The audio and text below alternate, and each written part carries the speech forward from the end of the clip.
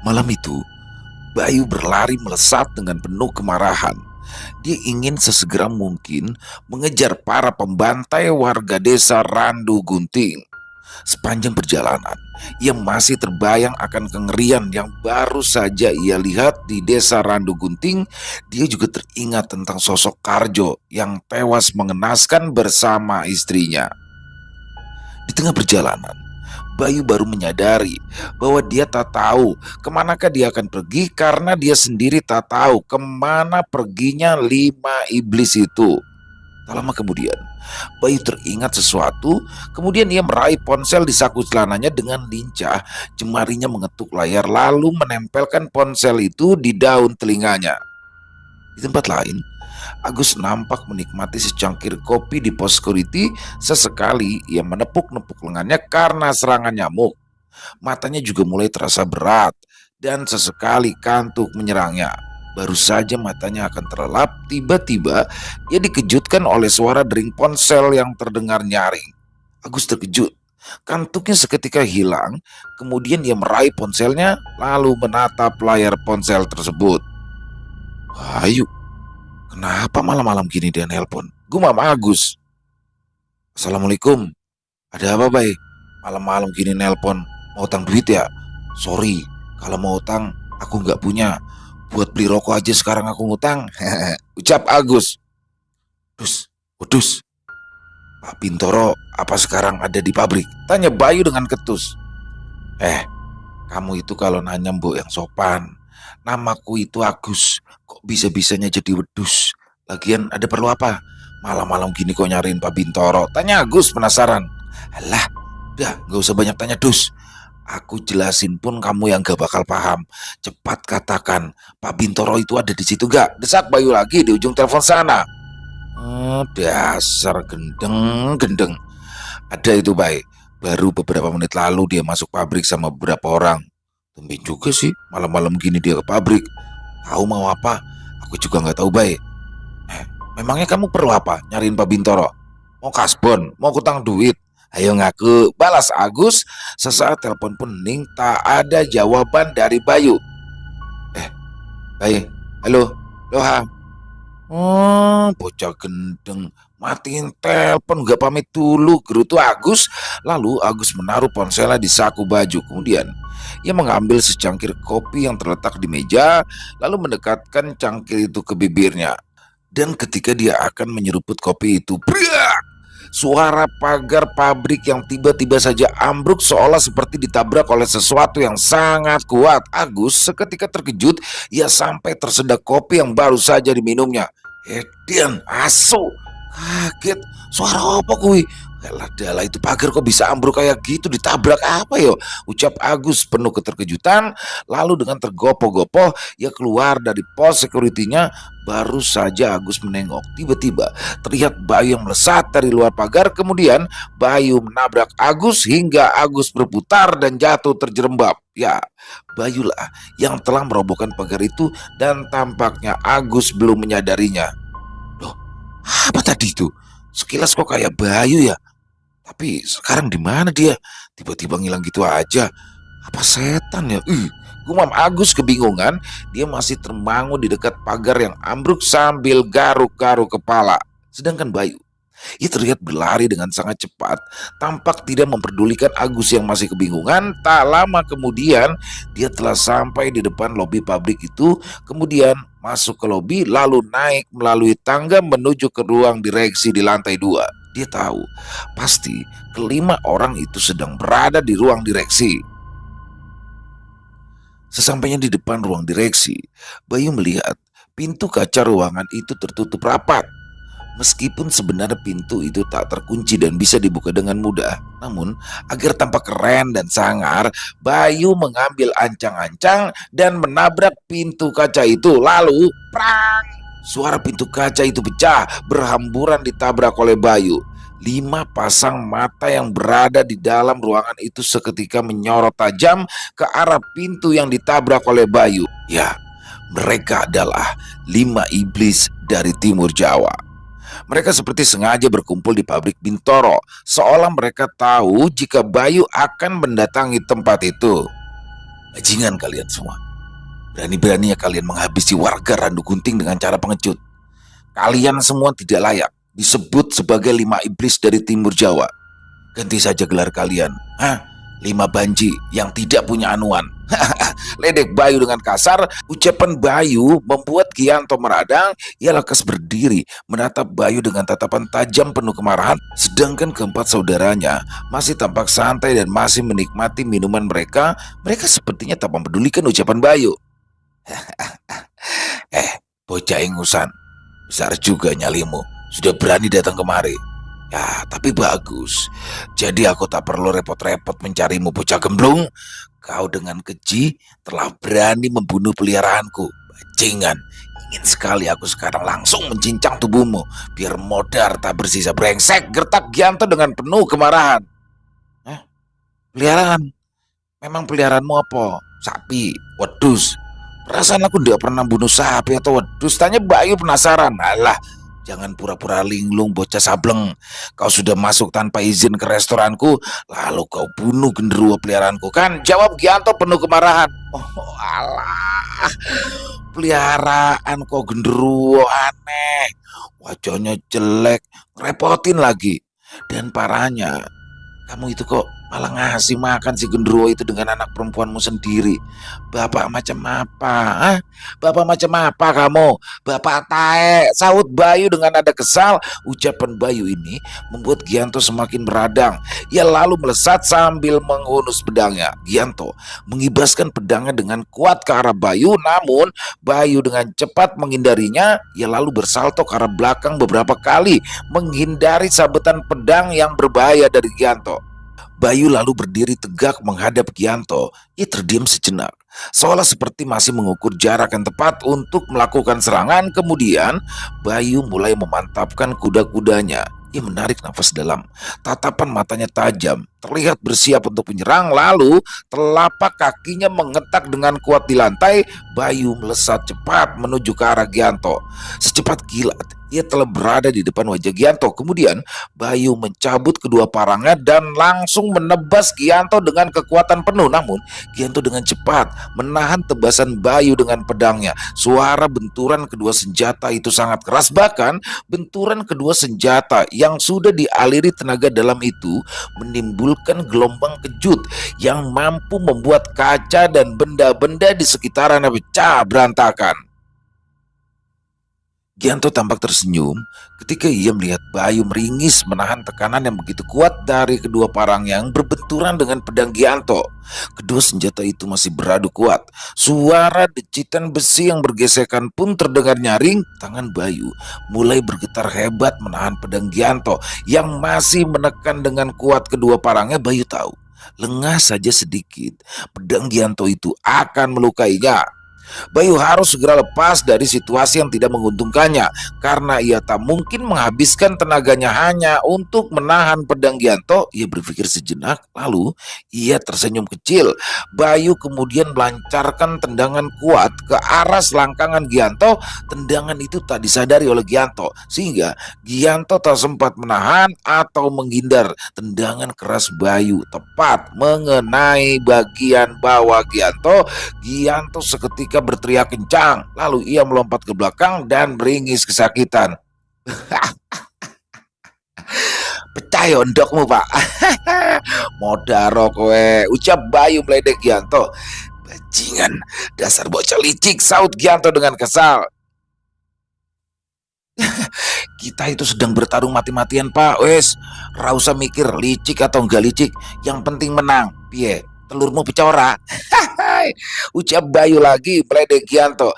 Gianto masih meringis sambil terus memegangi bagian bawahnya. Melihat Gianto yang kesakitan, Bintoro tersenyum kecil. Lalu ia berdiri dan perlahan maju beberapa langkah mendekat ke arah Bayu. Sudah, mundur kamu. Biar aku yang maju melawan kecoa ini, ucap Bintoro sambil berjalan menuju ke arah Bayu. Tangan Bayu tampak bergetar saat ia mulai memandang Bintoro. Raut wajahnya yang tadinya masih tenang kini mulai berubah serius. Bulir keringat juga mulai nampak membasahi keningnya. Wajah itu, wajah yang akan selalu kuingat. Dialah orang yang selama ini aku cari, gumam Bayu. Kenapa nak? Kamu mulai takut? Wajahmu pucat, tubuhmu bergetar. Kalau kau takut, lebih baik kamu pulang. Biar besok kamu tidak terlambat kerja. Mumpung aku lagi baik, aku tidak akan memecatmu. Ucap Bintoro meremehkan Bayu. Per hari ini aku mengundurkan diri dari pabrikmu, Pak Bos. Buat apa? Buat apa aku kerja ngikutin orang bejat kayak kamu? Mending aku nganggur, lebih bebas. Balas Bayu. Bagus, bagus. Berarti kalau aku membunuhmu malam ini, aku tidak perlu membayar santunan ke keluargamu. Timpal Bintoro. Aku juga butuh duitmu, Pak. Lagian aku itu ndak punya keluarga. Wes lah, ra usah kakean cangkem. Ayo kita buktikan sopo sing mati malam ini. Jawab Bayu Ketus.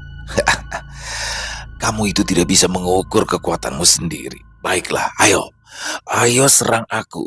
Aku ingin melihat apakah parang tumpulmu itu bisa melukaiku. Ucap Bintoro sambil berposisi pasrah dan mempersilahkan Bayu untuk menyerangnya. Melihat hal itu, wajah Bayu tampak kesal dan penuh dengan amarah. Dia seolah seperti diremehkan oleh Bintoro. Tatapan mata Bayu kini semakin tajam dan penuh amarah, seolah dia seperti memiliki dendam pribadi terhadap Bintoro. Bayu jelas tak ingin menyanyiakan kesempatan ini. Lalu dia mengambil nafas dalam-dalam dan bersiap mengeluarkan salah satu jurus andalannya. Tebasan angin topan membelah lautan, gumam Bayu pelan. Lalu dia memutar-mutar kedua parangnya hingga tak lama kemudian angin besar menerjang ruangan direksi tersebut. Terjangan angin besar itu membuat banyak benda dan juga kertas-kertas berterbangan lalu jatuh berserakan. Terlihat juga beberapa kaca jendela maupun pintu pecah beramburan. Kemudian secepat kilat Bayu melesat dan menerjang tubuh Bintoro yang tampak pasrah. Bayu mengarahkan tebasan tepat ke leher Bintoro, dan ketika parangnya mulai menerjang leher Bintoro, terdengarlah suara benturan yang begitu keras, seolah seperti dua benda yang keras saling beradu kuat. Bayu seketika terkejut karena Bintoro masih berdiri tenang dan lehernya masih mulus tanpa luka. Bayu juga mulai merasakan leher itu begitu keras, melebihi kerasnya besi. Kau tahu, Leh? Kau tahu sekarang perbedaan kekuatan kita, Ucap Bintoro sambil tersenyum kecil. Bayu kemudian mundur lagi beberapa langkah. Ia bersiap mengeluarkan jurus lagi, mencoba mengatur nafas dan berusaha untuk tidak panik. Oh, ya. Kau mau coba lagi? Monggo. Monggo silakan. Ini leherku. Nih. Ayo, coba kamu tebas lagi. Lebih kuat. Yang tadi itu hanya geli-geli saja. Ucap Bintoro mencoba menghancurkan mental Bayu. Bayu bersiap lagi. Ia mencoba untuk tidak mempedulikan provokasi dari Bintoro. Ia mengambil nafas dalam-dalam. Tangannya semakin erat mencengkram gagang parangnya. Jurus angin dingin membelah kabut, ucap Bayu pelan. Lalu ia melesat dengan cepat menyerang Bintoro. Dan kali ini ia menggunakan seluruh kekuatannya hingga beberapa benda di sekitarnya ikut membeku saat ia melesat cepat menyasar leher Bintoro. Putus lehermu bajingan, teriak Bayu. Kemudian ia menebas leher Bintoro dengan jurusnya. Bayu terdiam sesaat ketika parangnya beradu dengan leher Bintoro. Lagi-lagi leher Bintoro masih tidak tergores, namun justru kedua parang Bayu perlahan membeku menjadi es lalu hancur berantakan. Kini Bayu tidak memiliki senjata lagi. Ia terkejut bukan kepalang, tubuhnya bergetar. Baru kali ini dia merasakan ketakutan mulai menggelayuti jiwanya. Bayu kemudian jatuh terduduk tak berdaya di depan Bintoro yang masih berdiri tegak di hadapannya. Hancur sudah mentalmu, Lele. Kau tahu kan bahwa perbedaan kita itu begitu jauh. Kau terlalu naif. Matamu harusnya melihat dunia ini masih banyak di luar sana yang jauh lebih kuat daripada kamu, atau bahkan dariku. Kau tahu, Le, dunia ini adalah milik mereka yang punya kekuatan, dan orang-orang yang lemah harus siap untuk tersingkir dan mati membusuk. Ucap Bintoro sambil tertawa terbahak-bahak. Bayu hanya terdiam. Sejenak ia berpikir. Lalu ia melihat ada kesempatan untuk bisa menyerang Bintoro. Bayu yang terduduk di bawah Bintoro melayangkan pukulan kuat secara tiba-tiba ke arah kemaluan Bintoro. Namun Bintoro tidaklah sebodoh Gianto yang bisa terkena serangan dari Bayu. Bintoro tampak sudah mengetahui trik Bayu. Dengan cepat Bintoro menendang kepala Bayu dengan keras. Sebelum Bayu dapat menyerangkan pukulannya, Bayu langsung terpental saat ditendang oleh Bintoro. Tubuhnya membentur tembok hingga tembok itu sedikit retak karena kuatnya tendangan Bintoro. Bayu bangkit tertatih. Ia lalu terbatuk-batuk sambil memegangi dadanya. Baiklah. Terpaksa aku harus menggunakan ajian lebur saketi. Bodoh amat. Meskipun setelah itu aku kehabisan energi. Yang penting aku bisa memberinya serangan telak. Gumam Bayu dalam hati. Bayu lalu berdiri dengan tertatih. Dia mulai berkonsentrasi sambil mengepalkan tangannya ke atas. Bayu menyalurkan seluruh kekuatannya ke tangan kanannya. Seketika bertiuplah angin yang begitu kencang ke dalam ruangan itu. Bahkan angin kencang juga tampak terlihat di luar ruangan hingga di area halaman pabrik. Petir juga mulai terdengar bersautan. Sesekali petir masuk ke dalam ruangan dan menyambar tangan Bayu. Wajah Bintoro tampak serius kali ini. Ia menyadari bahwa ajian yang akan dilesatkan oleh Bayu kali ini tidak main-main. Bintoro, hati-hati, ini berbahaya, ucap Hardi yang kini juga nampak serius menatap ke arah Bayu. Ya mas, aku tahu. Ternyata bocah ini tidak selemah yang aku kira, balas Bintoro setelah dirasa cukup menghimpun kekuatan. Bayu lalu melesat menuju ke arah Bintoro. Tangannya mengepal. Ia siap melepaskan ajian lebur saketi yang sangat kuat. Bintoro tak nampak menghindar. Ia berkuda-kuda bersiap untuk menahan pukulan Bayu. Bayu semakin mendekat ke arah Bintoro. Bintoro hanya tersenyum kecil. Sepertinya ia telah memiliki rencana tersendiri untuk melawan pukulan Bayu. Keluarlah kali gundil, teriak Bintoro. Kemudian asap hitam mengepul dan dengan cepat membentuk sesosok genderuwo yang begitu besar. Genderuwo itu berdiri tegak di depan Bintoro, melindungi Bintoro dari serangan Bayu.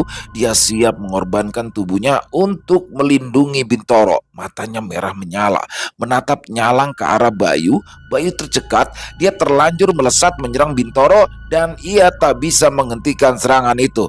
Halah taek genderuwo asu, serangan aku bakalan sia-sia nih, sial, gerutu Bayu. Namun dia tak punya pilihan lain. Dia tetap melaju, kemudian memukul genderuwo itu dengan ajian lebur saketi. Genderuwo itu seketika roboh setelah menerima pukulan lebur saketi dan tubuhnya perlahan hancur berantakan di atas lantai, dibarengi dengan suara erangan dari makhluk itu yang begitu memilukan. Bayu mendarat ke lantai ruangan dengan terengah. Energinya habis. Namun apa yang ia lakukan kini sia-sia. Bintoro masih tampak tenang dan tersenyum kecil. Pukulanmu mengerikan juga ya. Untung saja peliharaanku rela mati untukku. Tapi tidak apa-apa. Aku bisa mencari makhluk lain untuk jadi peliharaanku, ucap Bintoro sambil tertawa. Sial. Aku butuh istirahat ini untuk memulihkan energiku. Aku belum sepenuhnya bisa mengendalikan pukulan lebur saketi, sehingga pukulan itu sangat menguras energiku. Duh, mataku mulai kunang-kunang. Walah, bahaya iki, gumam Bayu dalam hati. Bayu kemudian ambruk di lantai. Tubuhnya terasa lemas, tangan dan kakinya hampir tak bisa lagi digerakkan. Waduh, kayaknya aku bisa beneran mati nih. Sial, gumam Bayu lagi. Kemudian Bintoro berjalan perlahan menghampiri Bayu. Setelah mereka sangat dekat, Bintoro kemudian menjambak rambut Bayu dan mengarahkan wajah Bayu dengan kasar ke hadapannya. Menyedihkan sekali nasibmu nak. Baik, aku akan berbaik hati padamu. Aku akan menghabisimu dengan cepat. Mas, tolong lemparkan pedang itu padaku, teriak Bintoro kepada Suryo. Kemudian Suryo melempar pedang Bintoro dan ditangkap dengan tepat. Bintoro semakin mendekatkan wajahnya kepada Bayu. Ia menatap wajah Bayu dengan senyuman licik. Terlihat wajah Bayu kali ini nampak lemas tak berdaya. Baiklah Le, aku ini orang yang baik hati. Nah sebelum kamu mati, kamu ingin ngomong apa? Ayo, Ayo katakan saja, tidak usah sungkan, tanya Bintoro. Bayu terlihat menggerak-gerakkan mulutnya seolah ingin mengatakan sesuatu. Bintoro pun semakin mendekati wajahnya ke wajah Bayu dan tiba-tiba Bayu meludahi wajah Bintoro. Bintoro pun terkejut. Ia tidak menyangka Bayu berani meludahinya. Ia lalu mengusap air liur yang membasahi wajahnya. Bintoro tampak sangat marah. Ia melampiaskan kemarahannya dengan menonjok wajah Bayu beberapa kali hingga wajah Bayu memar dan membiru. Bintoro menghempaskan kepala Bayu ke lantai dengan kasar, kemudian menginjaknya dengan telapak kakinya. Bintoro bersiap menghunus pedang. Suara pedang itu terdengar begitu nyaring ketika tercabut dari sarungnya. Bintoro mengangkat pedangnya tinggi-tinggi, bersiap menebas leher Bayu yang ada di bawah kakinya. Namun tiba-tiba Bayu tiba-tiba tertawa terbahak-bahak. Bintoro keheranan saat mendengar Bayu tertawa terbahak-bahak. Kenapa kamu ketawa gitu, bocah gendeng? Tanya Bintoro.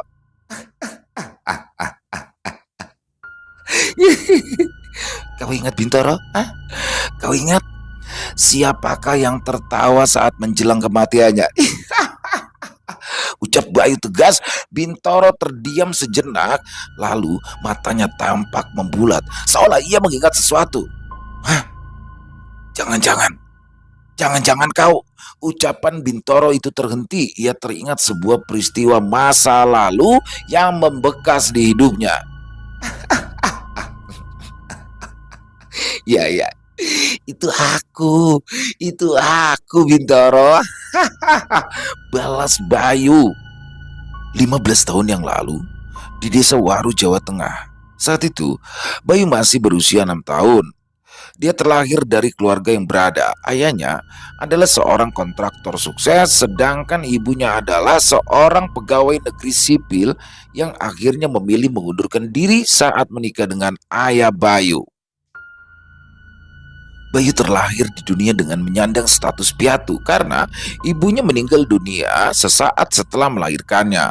Dan kematian sang ibu itulah membuat ayah Bayu sangat terpukul. Namun sang ayah segera bangkit dari keterpurukan dan berikrar dalam hati akan membesarkan Bayu seorang diri dan tidak akan menikah lagi demi menjaga kesucian cinta mereka. Sugeng adalah nama ayah Bayu, sedangkan ibunya bernama Ratri. Sore itu, Bayu diajak ayahnya berziarah ke makam sang ibu. Bayu yang pada saat itu masih berusia 6 tahun menatap dengan seksama ayahnya yang bersimpu di depan makam ibunya. Tampak air mata mengalir di kedua pipi ayahnya. Bayu mendekat lalu bertanya kepada ayahnya. "Ayah, kenapa ayah menangis?" tanya Bayu. Karena Bayu hampir tak pernah melihat ayahnya menangis. Di mata Bayu, Sugeng adalah sosok ayah yang sabar, ceria, dan murah senyum. Sehingga ketika Bayu melihat sang ayah menangis, hal itu merupakan hal yang aneh baginya. "Siapa yang nangis, nak? Ayah nggak nangis kok. Ayah itu kan selalu ceria seperti biasa." Ucap Sugeng sambil menyeka air matanya. "Tapi itu dari mata ayah keluar air mata. Berarti ayah nangis dong?" tanya Bayu dengan polosnya. "Ini cuma air biasa, nak. Mungkin tadi kena iler burung yang lagi terbang di atas ayah." Balas Sugeng sambil garuk-garuk kepala.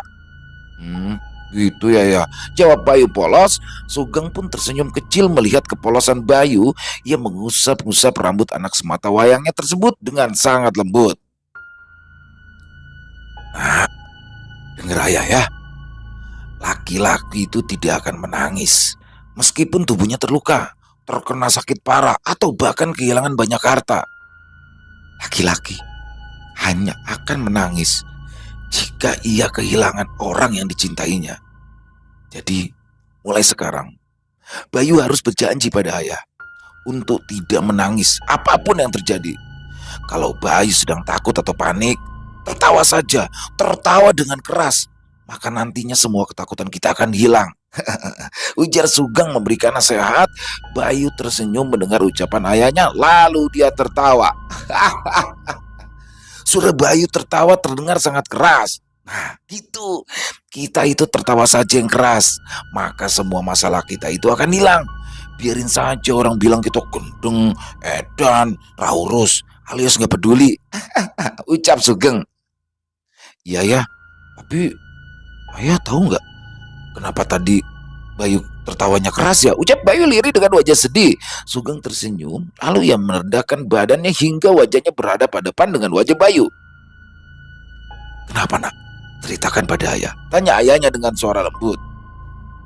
Kata ayah kan, kalau lagi takut atau panik, kita harus tertawa, biar ketakutan atau kepanikan kita hilang.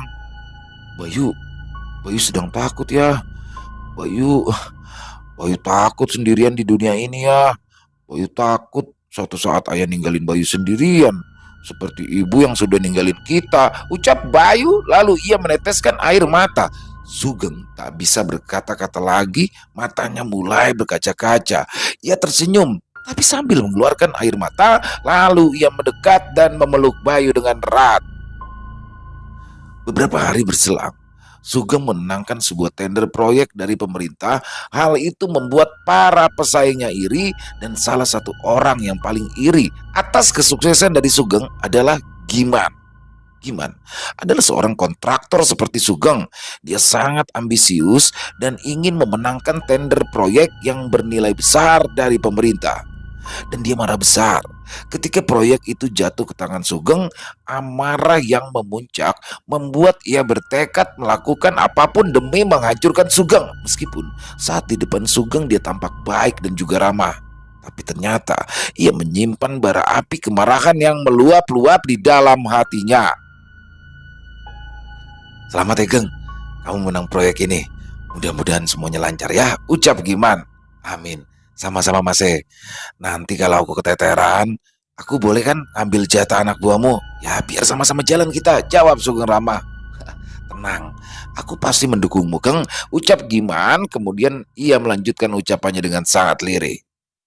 Mendukungmu untuk cepat modiar, ucapnya dengan sangat lirih hingga hampir tak terdengar oleh dirinya sendiri. Tak ingin membuang waktu, Giman mendatangi dukun kepercayaannya untuk mengirimkan santet kepada Sugeng. Namun di luar dugaannya, Sugeng tak bisa ditembus oleh santet apapun karena ternyata Sugeng bukanlah orang biasa. Dia memiliki ilmu kanuragan dan juga ilmu bela diri yang cukup mumpuni. Mengetahui usahanya sia-sia, Giman hampir putus asa hingga suatu hari ia bertemu dengan salah seorang temannya yang juga seorang pebisnis kaya dari Jawa Timur. Giman menceritakan keluh kesahnya kepada temannya tersebut. Lalu pria itu memberikan saran kepada Giman untuk menjawab pembunuh bayaran saja, dan yang direkomendasikan oleh temannya adalah 5 iblis dari Timur Jawa. Saat itu kelompok 5 iblis dari Timur Jawa belumlah sekaya sekarang. Saat itu mereka masih menjadi pembunuh bayaran dan belum memiliki banyak bisnis. Singkatnya, Giman pun mendatangi markas 5 iblis dari Timur Jawa dan menawarinya pekerjaan untuk bisa membunuh Sugeng. Kelompok pembunuh bayaran itu langsung menerima tawaran dari Giman karena Giman menjanjikan bayaran yang cukup besar untuk kepala Sugeng. Baik, baik, kami akan bekerja untukmu, ujar Hardi kepada Giman. Bagus, habisi keparat itu dan juga keluarganya. Aku muak melihat orang itu, senyumnya sok ramah, membuatku jijik, balas Giman.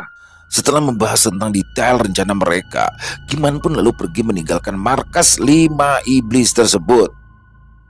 Mas Hardi kan ada tugas dari orang lain. Saudara yang lain juga sama. Jadi biar aku saja ya yang menjalankan tugas ini, ujar Bintoro kala itu. Loh, usulmu boleh juga Toro. Baiklah, kau boleh pergi sendiri. Tapi ingat, hati-hati. Karena lawanmu ini bukanlah orang sembarangan. Aku akan mengutus beberapa anak buah untuk mendampingimu, balas Hardi. Terima kasih Mas. Aku akan menjalankan tugas ini dengan sebaik-baiknya. Aku yakin, aku sendirian pun mampu mengatasi semuanya, ucap Bintoro lagi.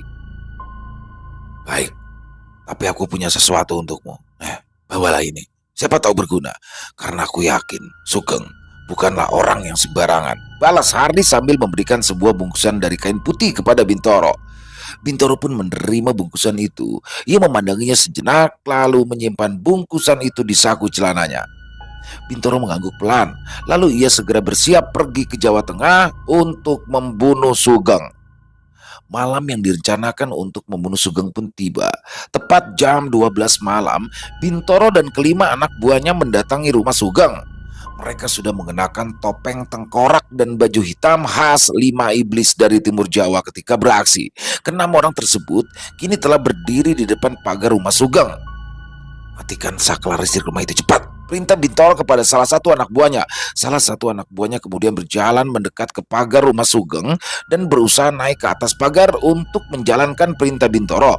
Belum sempat ia turun ke halaman rumah Sugeng, tiba-tiba saja suara pukulan keras menghantam tubuh anak buah Bintoro dan kemudian terhempas lalu terjerembab ke tanah. Bintoro terkejut melihat anak buahnya terjerembab dan pingsan di tanah. Pukulan itu sangat kuat hingga membuat anak buah Bintoro yang cukup terlatih dan cukup kuat itu pun seketika jatuh pingsan.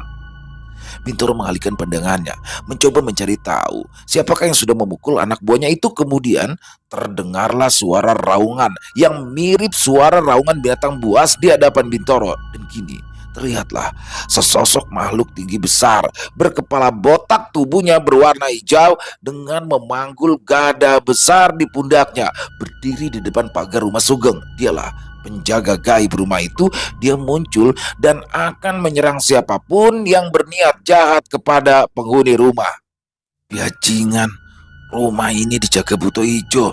Aku harus segera menghabisinya nih sebelum dia bisa menghabisi anak buahku, gumam Bintoro dalam hati. Bintoro pun maju selangkah dan menatap makhluk yang begitu besar yang ada di hadapannya. Kalian semua tetap di situ. Jangan ada yang berani melawannya. Biar aku sendiri yang menghadapinya, perintah Bintoro. Kemudian tanpa basa-basi, Buto Ijo itu mengayunkan gadanya ke arah Bintoro. Namun Bintoro dengan cekatan menghindarinya. Gada itu menghantam tanah dengan keras hingga getaran tanah dapat dirasakan oleh para anak buah Bintoro. Bintoro yang melesat ke arah atas lalu menusukkan pedangnya ke arah wajah Buto Ijo. Namun usahanya sia-sia karena ternyata kulit makhluk itu begitu keras. Ujung pedang Bintoro yang bergesekan dengan kulit makhluk itu hanya mengeluarkan percikan api, namun tak mampu menggores kulit si Buto Ijo. Bintoro kembali turun ke tanah. Dia ternganga. Dia tidak menyangka jika penjaga gaib di rumah Sugeng begitu kuat. Dia bisa saja mengeluarkan ajiannya untuk melawan makhluk itu. Namun dia harus bisa menghemat energi untuk mengantisipasi apabila nanti Sugeng melakukan perlawanan. Di sela kebuntuannya, Bintoro mengingat bungkusan kain putih yang diberikan oleh Hardi. Bintoro pun lalu mengambilnya. Ia membuka bungkusan itu sejenak, melihat isi bungkusan kain putih tersebut. Setelah tahu isi bungkusan itu, Bintoro pun tersenyum kecil, tampak dari matanya menyiratkan kemenangan. Tidak salah, kau menjadi pimpinan kami, Mas Hardi. Kau memecahkan masalahku, meskipun ragamu tak hadir di sini, ucap Bintoro pelan. Bintoro menggenggam bungkusan kain putih itu lalu melemparkannya ke tanah tepat di bawah kaki Buto Ijo.